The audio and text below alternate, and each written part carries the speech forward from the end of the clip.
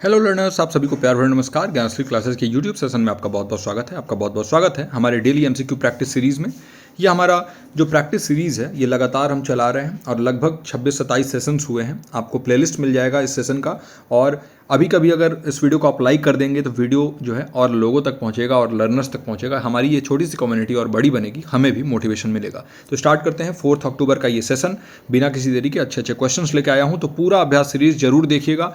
मैं ये गारंटी देता हूँ कि जिसने भी ये एमसीक्यू प्रैक्टिस सीरीज कर लिया उसका पेपर 1 जो है कम से कम जो है आप उसमें 80 या 85% अबव जो है स्कोर करेंगे, ये मेरी गारंटी है। स्टार्ट करते हैं पहले क्वेश्चन से। हमारा पहला क्वेश्चन आ रहा है इन्फॉर्मेशन एंड कम्युनिकेशन टेक्नोलॉजी से, यानी आईसीटी से। और पहला क्वेश्चन है which of the following is not a type of computer network topology. बताइए निम्नलिखित में से कौन सा कंप्यूटर नेटवर्क टोपोलॉजी का प्रकार नहीं है। पहला है आपके पास स्टार, दूसरा है मैश, तीसरा है सर्कल और चौथा है बस। बताइए इन चारों में से कौन सा कंप्यूटर नेटवर्क टोपोलॉजी का एक टाइप, एक प्रकार नहीं है। देखिए जो इन चारों ऑप्शंस का करेक्ट आंसर होगा वो क्वेश्चन नंबर 1 लिख के, और इसके सामने अगर आपको इसका आंसर पता है तो वो लिख दीजिए नीचे कमेंट सेक्शन में जाके। थोड़ा डिफरेंट क्वेश्चन है, इंपॉर्टेंट मार्क कर लेंगे, क्योंकि इस टाइप के क्वेश्चन आईसीटी से पूछे जा सकते हैं, क्योंकि अब जो है क्वेश्चन अलग पूछे जा रहे हैं।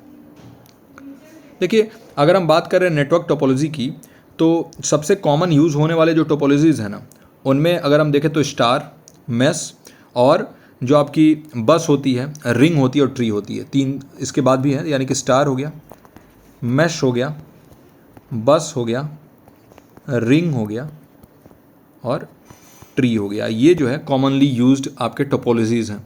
और ये क्या है, ये स्ट्रक्चर्स हैं जो डिफाइन करते हैं कि कैसे हमारे डिवाइसेस जो है ना वो कनेक्टेड रहेंगे और नेटवर्क में कैसे कम्युनिकेट करेंगे। मतलब जो ये निर्धारित क्या करती हैं कि नेटवर्क में हमारी डिवाइस जो है कैसे जुड़े होते हैं और कैसे संचार करते हैं, कैसे कम्युनिकेट करते हैं। तो जो सर्कल है ना वो एक मान्यता प्राप्त कंप्यूटर नेटवर्क टोपोलॉजी नहीं है ना। कंप्यूटर नेटवर्क टोपोलॉजी इनमें से कौन सा नहीं है, तो सर्कल नहीं है। सी ऑप्शन इसका करेक्ट आंसर हो जाएगा, क्योंकि पूछ रहा है नॉट, नहीं है पूछ रहा है ना। तो ये आपका ऑप्शन करेक्ट हो जाएगा सी। अगले क्वेश्चन पे चलते हैं। हमारा अगला प्रश्न है कम्युनिकेशन से, और ये है which communication barrier occurs due to assumptions made before the actual message is received. बताइए कौन सी संचार बाधा तब होती है जब वास्तविक संदेश प्राप्त होने से पहले धारणाएं बना ली जाती हैं, है ना।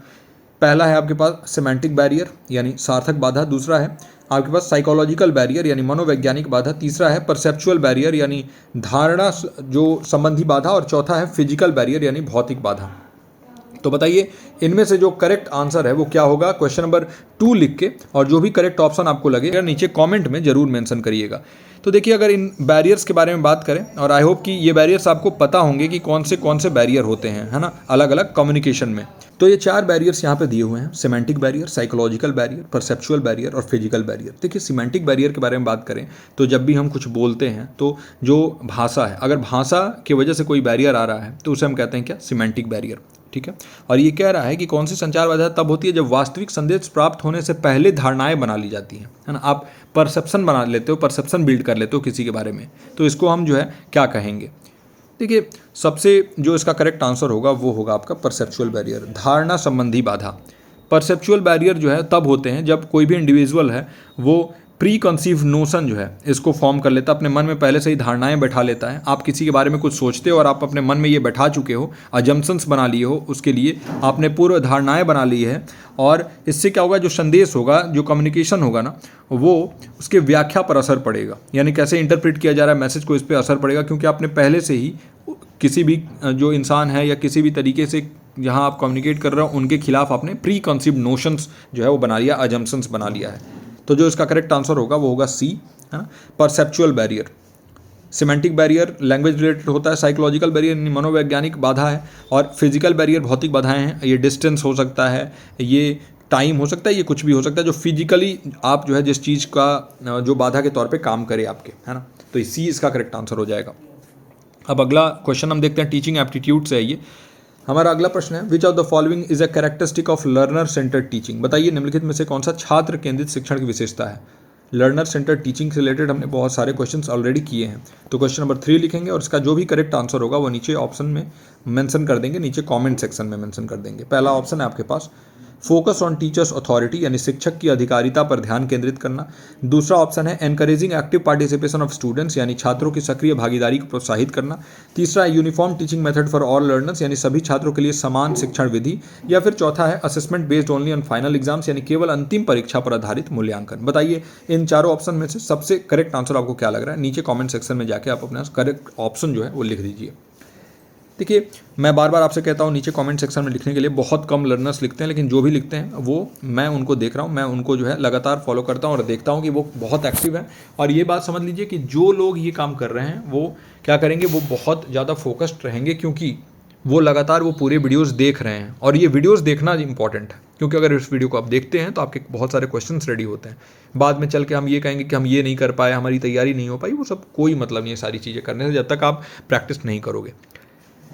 अगर हम क्वेश्चन नंबर 3 के करेक्ट आंसर के बारे में देखें, लर्नर सेंटर टीचिंग के बारे में देखें, छात्र केंद्रित शिक्षण जो है, तो ये छात्रों को सक्रिय भागीदारी को प्रोत्साहित करता है। साथ ही साथ कोलैबोरेटिव लर्निंग यानी सहयोगात्मक अधिगम को बढ़ावा देता है, जिससे जो छात्र हैं, जो स्टूडेंट्स हैं, उनकी जो नीड्स है, आवश्यकताएँ हैं और जो उनकी प्राथमिकताएँ हैं, इनको महत्व दिया जाता है इनमें सबसे ज़्यादा। यानी उनके जो नीड्स हैं और प्रेफरेंसेस हैं, उनको सबसे ज़्यादा यहाँ पर इंपॉर्टेंस दिया जाता है। तो जिसका करेक्ट आंसर हो जाएगा वो हो जाएगा B, encouraging active participation of students, छात्रों की सक्रिय भागीदारी को प्रोत्साहित करना। ये एक लर्नर सेंटर्ड टीचिंग का विशेषता है, कैरेक्टरिस्टिक है।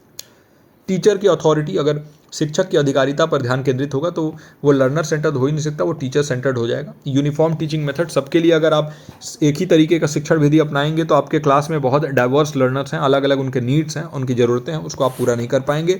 और अगर सिर्फ फाइनल एग्जाम के बेसिस पे आप असेसमेंट कर लेंगे तो आप जो है ना उनका ओवरऑल जो असेसमेंट होता है कर ही नहीं पाएंगे, जिसे हम कहते हैं कॉम्प्रीहेंसिव इवेल्युएशन।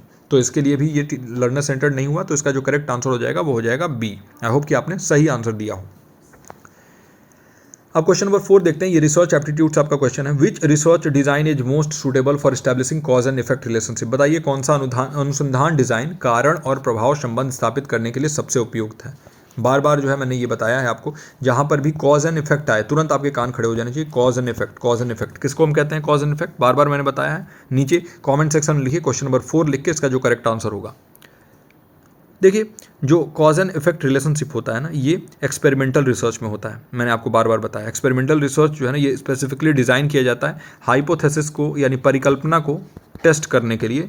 जो क्या करता है, ये जो अनुसंधान है ये विशेष रूप से चर से हेरफेर करके कारण और प्रभाव संबंधों का निरीक्षण करता है, और उसी के लिए इसको डिज़ाइन किया जाता है। ओके, वही अगर डिस्क्रिप्टिव रिसर्च के बारे में बात करें तो पर्टिकुलरली जो है ये कॉज एंड इफेक्ट रिलेशनशिप नहीं, बल्कि ये डिस्क्राइब कर देता है, वर्णन कर देता है जो चीज़ें जैसी होती हैं। इसमें कारण प्रभाव हम नहीं देखते हैं। हिस्टोरिकल रिसर्च, ऐतिहासिक अनुसंधान जो है, ये आपके हिस्ट्री से रिलेटेड अगर कुछ रिसर्च कर रहा हो और वहाँ पर जो है कुछ ऐसे चीज़ें हैं, कुछ ऐसे तथ्य हैं जो आपके इतिहास से रिलेटेड हैं, तो उसमें आ जाता है। और एथनोग्राफिक रिसर्च जो होता है, इसमें आप बहुत ही डिटेल में किसी भी एक पर्टिकुलर कम्युनिटी, उनके हाव भाव, उनकी संस्कृति को समझते हो, और बहुत ही डिटेल में। और सबसे पहली चीज़ इसमें ये इंपॉर्टेंट है कि इसमें जो है जो रिसर्चर है वो पार्ट हो जाता है उसी ग्रुप का। यानी आप जो है ना किसी ग्रुप में गए, मान के चलिए आप किसी ट्राइब में गए, ट्राइबल एरिया में गए, और उस ट्राइब का आप सबसे पहले पार्ट बन गए, और फिर उनके डेली जो दिनचर्या है उसको आप ऑब्जर्व करने लगे, ताकि आप रियल जो भी चीज़ें हैं उसको प्राप्त कर सको। एथनोग्राफिक रिसर्च उसके बारे में होता है। तो मेनली इसका जो करेक्ट आंसर होगा वो होगा एक्सपेरिमेंटल रिसर्च, जो कॉज एंड इफेक्ट रिलेशनशिप से मतलब रखता है। 5वां क्वेश्चन है पीपल डेवलपमेंट एनवायरमेंट से। विच of the following pollutants is primarily responsible for acid rain. बहुत ही ईजी क्वेश्चन है, क्वेश्चन नंबर 5 लिख के, और इसका करेक्ट आंसर सबका आना चाहिए। मैं आपको बता रहा हूँ कि क्योंकि बहुत ईजी और कई बार मैंने बता दिया है। क्वेश्चन नंबर 5 लिख के इसका जो करेक्ट ऑप्शन होगा वो नीचे लिख दीजिए आप कमेंट सेक्शन में जाके। सिर्फ ये नंबर लिख दिया करिए, जैसे क्वेश्चन नंबर 5, और फिर इसका अगर सही ऑप्शन ए है तो ए, बी है तो बी, सी है तो सी, और डी है तो डी, जो भी होगा आप लिख दीजिए। ठीक है, अगर बात करें हम कि कौन सा प्रदूषक मुख्य रूप से अम्लीय वर्षा के लिए उत्तरदायी है, तो अम्लीय वर्षा किसके कारण होती है? देखिए, एसिड रेन हम इसको कहते हैं। और जो इसका इन चारों में ऑप्शंस में से सही उत्तर है वो होगा sulphur dioxide and nitrogen oxides. तो नाइट्रोजन ऑक्साइड तो हमें कहीं दिख नहीं रहा है, नाइट्रोजन दिख रहा है, तो सल्फर डाइऑक्साइड जो है ये इसका करेक्ट आंसर हो जाएगा। क्योंकि सिर्फ नाइट्रोजन नहीं बल्कि नाइट्रोजन ऑक्साइड्स जो है वो रिएक्ट करते हैं। ये नाइट्रोजन ऑक्साइड्स वाटर वेपर से रिएक्ट करते हैं एटमॉस्फेयर में, और इससे सल्फ्यूरिक एसिड और नाइट्रिक एसिड बनता है, जिससे कि एसिड रेन होता है। तो जो इसका करेक्ट आंसर होगा वो होगा बी, सल्फर डाइऑक्साइड, है ना। सल्फर डाइऑक्साइड मतलब SO2, तो यही इसका करेक्ट आंसर हो जाएगा। आई होप कि ये क्वेश्चन भी आपका सही रहा हो। हमारा क्वेश्चन नंबर 6 जो है ये हायर एजुकेशन से आने वाला है। बताना है निम्नलिखित में से कौन सा भारत में उच्च शैक्षणिक संस्थानों के प्रत्यायन के लिए सर्वोच्च निकाय है। Which of the following is the apex body for accreditation of higher educational institution in India. Repeated question है, पहले भी मैं करा चुका हूँ, तो मैं एक्सपेक्ट करूंगा कि इसका जो सही उत्तर है वो सभी लोग आप देंगे। और कैसे मैं जानूंगा, नीचे कॉमेंट सेक्शन में जाके आप क्वेश्चन नंबर 6 लिखेंगे और उसके सामने जो करेक्ट ऑप्शन होगा वो लिख देंगे और मैं समझ जाऊंगा कि हाँ आपको जो है ये पता है, क्योंकि बार बार कराने से ये भी फायदा है कि आपका प्रैक्टिस हो रहा है और चीज़ें आपको याद हो रही हैं। जो इसका करेक्ट आंसर होगा क्या होगा बताइए। एक्रेडिटेशन के बारे में बात हो रहा है, अगर आपको फुल फॉर्म भी याद होता तो आप बता देते। देखिए AICTE all India council for technical education, ये तो हो ही नहीं सकता है ना, क्योंकि ये टेक्निकल के बारे में होता है। UGC यूनिवर्सिटी ग्रांट्स कमीशन, ये ग्रांट्स और जो भी आपके मैनेजमेंट से रिलेटेड चीज़ें होती हैं यूनिवर्सिटीज़ के उनके लिए। और जो NAAC है ना, ये एक्रेडिटेशन से रिलेटेड चीज़ें देखता है, तो इसका फुल फॉर्म क्या होता है, national assessment and accreditation council, इसका फुल फॉर्म होता है। ये एपेक्स बॉडी है, यही रिस्पॉन्सिबल है असेस करने के लिए और एक्रेडिट करने के लिए हायर एजुकेशन इंस्टीट्यूशंस को इंडिया में, तो इसको NAAC हम कहते हैं, यही इसका करेक्ट आंसर हो जाएगा। और NCTE जो है ये तो टीचर एजुकेशन से रिलेटेड होता है, तो ये तो होगा नहीं। तो आई होप कि ये जो है आपका करेक्ट आंसर जो है आपने चूज किया हो। क्वेश्चन नंबर 7 में चलते हैं, थोड़ा सेशन को जल्दी जल्दी ले चल रहा हूँ, है ना, बहुत ज़्यादा टाइम वेस्ट नहीं करेंगे। रिसर्च एप्टीट्यूड से ये क्वेश्चन है, which of the following sampling techniques is most appropriate for a study on the experiences of women CEOs in Fortune 500 companies. बताइए, एक नया क्वेश्चन है और बहुत ही अच्छा क्वेश्चन यहाँ पे मैंने बनाया है। देखिए, बताना है आपको निम्नलिखित में से कौन सा नमूना तकनीक फॉर्च्यून 500 कंपनी की महिला CEO के अनुभवों पर अध्ययन के लिए सबसे उपयुक्त है। अब बताइए। तो अगर हम बात करें, देखिए फॉर्च्यून 500 कंपनीज़ के CEO के, महिला CEO के बारे में, तो सबसे उपयुक्त कौन सा होगा। ए है रैंडम सैम्पलिंग, यादृच्छिक नमूना, दूसरा है स्नोबॉल सैम्पलिंग, तीसरा है क्लस्टर सैम्पलिंग और चौथा है स्ट्रेटिफाइड सैम्पलिंग या स्तरीकृत नमूना। जो भी करेक्ट आंसर होगा क्वेश्चन नंबर 7 का वो लिख दीजिए। थोड़ा सा आपके लिए अलग क्वेश्चन है, तो हो सकता है आप इसका आंसर ना दे पाएँ। जो इसका करेक्ट आंसर होगा मैं बता देता हूँ, वो होगा B, snowball sampling. Snowball sampling जो है ना, ये बहुत आइडियल है जब हम रिसर्च करना चाहते हैं ऐसे पॉपुलेशन को जिनको मिलना बहुत मुश्किल है ना, जिसको हम कहते हैं हार्ड टू रीच या फिर रेयर होते हैं ये, है ना। तो फीमेल CEOs जो हैं, एक तो ये CEO हैं बड़ी बड़ी कंपनीज़ के, और जो है ये इतनी जल्दी आसानी से आप इनसे मिल नहीं सकते हो, है ना। तो इससे क्या होगा, आप उनसे मिल नहीं पाओगे, तो आप वहाँ पर क्या लगाते हो, स्नोबॉल नमूना उन स्थितियों में लगाते हो जहाँ पर आप अनुसंधान जनसंख्या तक पहुँचना बहुत कठिन हो जाता है, आपके लिए दुर्लभ हो जाता है। और महिला CEO जो होती हैं, तो एक तो CEO बहुत बड़ा पोस्ट है और वहाँ तक आप जो है रीच नहीं कर पाएंगे कि उनसे जो है आप कुछ पूछ पाएँ और उनसे आप अप्रोप्रिएट उनके एक्सपीरियंसेस को जान पाएँ। तो ये प्रतिभागियों को शामिल करने के लिए सिफारिशों का उपयोग करता है। आप सिफारिश कर सकते हैं, आप एक रिक्वेस्ट डाल सकते हैं कि मैम मैं जो है आपसे कुछ क्वेश्चंस पूछना चाहूँगा या आप एक्सपीरियंसेस जानना चाहूँगा। अगर वो अलाउ करेंगे, कभी आपको टाइम दे देंगे, तो आप कर पाएंगे। तो इस समय पे जो है स्नोबॉल सैम्पलिंग हम यूज़ करते हैं। अगर ऐसा कुछ हो गया तो वहाँ पर हम स्नोबॉल सैम्पलिंग का इस्तेमाल करेंगे, है ना। अगर आपको इन सैम्पलिंग्स के बारे में नहीं पता है कि क्या होता है, आप बताइएगा, मैं आपको टेलीग्राम ग्रुप में जो है ये प्रोवाइड कर दूंगा। Random sampling, snowball sampling, cluster sampling और स्ट्रेटिफाइड सैम्पलिंग क्या होता है। तो ये जो है एक रियल लाइफ से जोड़ के मैंने यहाँ पर क्वेश्चन बनाया है। आई होप कि ये क्वेश्चन आपको अच्छा लगा हो।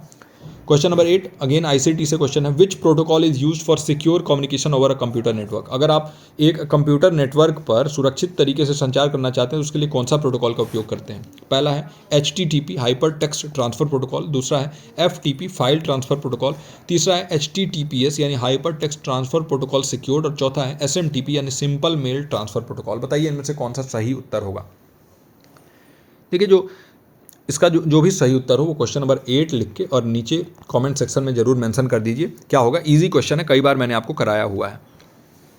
अगर सिक्योर के बारे में बात करता है तो hyper text transfer protocol secure जो है ये इसका करेक्ट आंसर होगा। ये एक सिक्योर वर्जन है HTTP का, ना HTTP भी ये काम करेगा लेकिन सिक्योरली नहीं करता, ये सिक्योर तरीके से करता है, तो ये इसका करेक्ट आंसर हो जाएगा। आप सिक्योर कम्युनिकेशन करना चाहते हैं किसी भी कंप्यूटर नेटवर्क पे, तो HTTP जो है ये सुरक्षित आपके संस्करण के लिए आपको हेल्प करता है। इससे वेब पर एनक्रिप्टेड जो कम्युनिकेशन होता है उसके लिए उपयोग किया जाता है। इससे क्या होता है, सबसे पहली चीज़ तो कॉन्फिडेंशियलिटी यानी गोपनीयता बनी रहेगी और दूसरी चीज़ की जो डेटा की अखंडता है, इंटीग्रिटी है, वो मिलेगा। तो HTTPS इसका करेक्ट आंसर हो जाएगा। आई होप कि आपका ये क्वेश्चन सही रहा हो। क्वेश्चन नंबर 9 पे चलते हैं। पीपल डेवलपमेंट एनवायरमेंट से ये क्वेश्चन है, which one of the following is non renewable energy resource. बताइए निम्नलिखित में से कौन सा एक अक्षय ऊर्जा स्रोत नहीं है। ठीक है, देखिए पहला ऑप्शन है विंड एनर्जी, पवन ऊर्जा, दूसरा ऑप्शन है सोलर एनर्जी, सौर ऊर्जा, तीसरा ऑप्शन है न्यूक्लियर एनर्जी, नाभिकीय ऊर्जा और चौथा ऑप्शन है बायोमास एनर्जी, जैव ऊर्जा। और ये क्वेश्चन जो है आपके प्रीवियस ईयर जो आपका अभी रिसेंट एग्ज़ाम हुआ था, री एग्ज़ाम, उसमें आया हुआ था और बहुत सारे लर्नर्स ने इसका गलत आंसर किया था। देखिए, देखने में आप लोग को लग सकता है कि ये सारे ही जो हैं वो रिन्यूएबल एनर्जी रिसोर्स हैं, wind energy, solar energy, nuclear energy, लेकिन बायोमास एनर्जी। लेकिन देखिए एक चीज़ देखिए, जो इन सभी में से जो करेक्ट आंसर होगा, सबसे पहले तो आप लिख दीजिए, क्योंकि आपने एग्ज़ाम दिया है तो आपको पता होगा क्या होगा करेक्ट ऑप्शन जो है वो मेंशन करिए नीचे कमेंट सेक्शन में। जो इसका करेक्ट आंसर होगा वो होगा सी, न्यूक्लियर एनर्जी। और न्यूक्लियर एनर्जी क्यों कंसिडर किया जाता है नॉन रिन्यूएबल? बिकॉज ये यूरेनियम पर रिलाई करता है। यूरेनियम जो है इस पे ऊपर रिलाई करता है और इसी के यूज़ से न्यूक्लियर एनर्जी प्रोड्यूस होता है। और यूरेनियम क्या है? यूरेनियम फाइनाइट है, सीमित मात्रा में उपलब्ध है, बहुत ज़्यादा नहीं है। और यूरेनियम एक बार यूज होता है तो इसको रिप्लेनिश नहीं किया जा सकता, ये वापस से जो है ये भर नहीं सकता। सोलर एनर्जी कभी खत्म नहीं होगा, विंड एनर्जी कभी खत्म नहीं होगा, बायोमास एनर्जी क्योंकि जब तक आप इसको सस्टेनेबल तरीके से यूज़ करेंगे ये भी जो है नहीं खत्म होगा। लेकिन न्यूक्लियर एनर्जी ये जो है यूज़ करता है यूरेनियम, और यूरेनियम खत्म हो जाएगा तो नाभिकीय ऊर्जा जो है ये गैर नवीकरणीय ऊर्जा माना जाता है, क्योंकि यूरेनियम पर ये निर्भर करता है और ये सीमित है ना। एक बार आप उपयोग कर लेंगे तो इसके होने के बाद पुनः उत्पन्न नहीं किया जा सकता। तो ये इसका करेक्ट आंसर हो जाएगा सी ऑप्शन। नाउ हमारा आखिरी क्वेश्चन है आज का, हायर एजुकेशन सिस्टम से। बताइए, which Indian institution is primarily responsible for developing MOOCs under स्वयं? बताइए कौन सा भारतीय संस्थान स्वयं के अंतर्गत MOOC massive open online courses विकसित करने के लिए मुख्य रूप से जिम्मेदार है? पहला ऑप्शन है आपके पास UGC, दूसरा ऑप्शन है AICTE, तीसरा ऑप्शन है NPTEL और चौथा ऑप्शन है IGNOU। क्वेश्चन नंबर 10 लिख के और जो भी आपको करेक्ट आंसर लगे वो नीचे कमेंट सेक्शन में मेंशन कर दीजिएगा। इंपॉर्टेंट क्वेश्चन है, ऐसे ही क्वेश्चंस आपसे एग्जाम में पूछे जाते हैं। और आप प्लीज़ बताया करिए कमेंट सेक्शन में कि कैसा क्वेश्चन मैं लेके आता हूँ आप लोग के लिए। बहुत सारे जगहों पे आपके लिए बहुत ईजी और कई जगहों पे बहुत हार्ड क्वेश्चन ले आया जाएगा। मैं एग्जाम ओरिएंटेड क्वेश्चन लेके आता हूँ, काफ़ी मेहनत लगता है इन सेशंस को बनाने के लिए। तो आपका एक लाइक जो है ना वो मुझे मोटिवेट भी कर देता है और सेशंस लाने के लिए, और साथ ही साथ इस वीडियो को थोड़ा पुश कर देता है और लोगों तक, ताकि और लोगों की हेल्प हो सके। तो जो इसका करेक्ट आंसर होगा वो होगा आपका NPTEL। देखिए NPTEL प्राइमरली रिस्पॉन्सिबल है मैसिव ओपन ऑनलाइन कोर्सेज बनाने के लिए, क्योंकि national program on technology enhance learning इसका फुल फॉर्म है। और ये इंपॉर्टेंट रोल प्ले करता है जो मैसिव ओपन ऑनलाइन कोर्सेज इनको डेवलप करने के लिए, स्वयं के लिए, है ना। अगर स्वयं की हम बात करें तो अब आपका एक होमवर्क तो ये है कि स्वयं का फुल फॉर्म आप लिखेंगे नीचे कॉमेंट सेक्शन में कि स्वयं का फुल फॉर्म क्या होगा। और दूसरी चीज़ ये आपको बताना है कि आप जो है वो अच्छे से प्रैक्टिस कर रहे हैं कि नहीं, जो भी क्वेश्चंस यहाँ पर हम करा रहे हैं। और जो भी आपको डाउट हो वो आप कांटेक्ट कर सकते हैं मुझसे और डायरेक्टली अपने डाउट्स जो है वो क्लियर कर सकते हैं। मैं आपका डाउट जो है वो ज़रूर देखूंगा और उसको क्लियर करने की पूरी कोशिश करूँगा। नीचे कमेंट सेक्शन में आप लिख सकते हैं। तो आई होप कि ये सारे क्वेश्चंस जो है वो आपको अच्छे लगे हों, आज के ये क्वेश्चंस आपके लिए हेल्पफुल रहे हों। जो भी आंसर्स हैं वो यहाँ पर मैंने मेंशन कर दिया है, तो आप देख लीजिएगा। और जो भी आपके डाउट रहे वो फिर मुझसे आप कमेंट सेक्शन के जरिए या फिर टेलीग्राम के जरिए, यहाँ पर टेलीग्राम लिंक है और नीचे डिस्क्रिप्शन में भी लिंक मिल जाएगा, तो वहाँ पर आप जो है हमसे कांटेक्ट कर सकते हैं। तो चलिए इस वीडियो में यहीं तक, मैं मिलता हूँ आपसे अगले वीडियो में अगले प्रैक्टिस सेशन के साथ। टिल देन आप अपना और अपनों का ख्याल रखिए। नमस्कार।